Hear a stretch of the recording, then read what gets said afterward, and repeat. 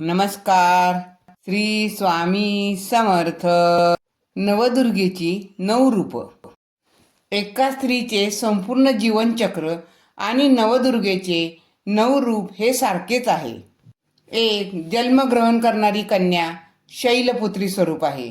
2, तारुण्य अवस्थेपर्यंत ब्रह्मचारिणी स्वरूप आहे.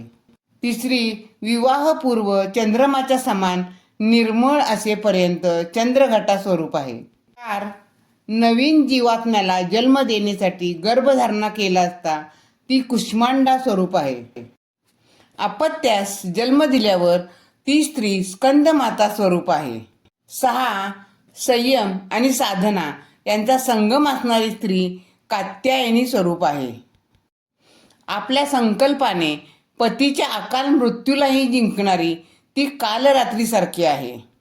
8, संसार कुटुंब ही तिच्यासाठी सर्वस्व आहे.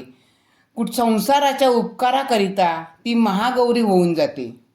9, धरती मातेला सोडून स्वर्गात प्रयाण करण्या अगोदर संसारात आपल्या संतानात सिद्धीचा आशीर्वाद देणारी सिद्धिदात्री होऊन जाते. समस्त सुखसंपदा होते. असे हे एका स्त्रीचे संपूर्ण जीवनचक्र नवदुर्गेचे 9 रूपासारखेच आहे. ओम श्री दुर्गा माताय नमः.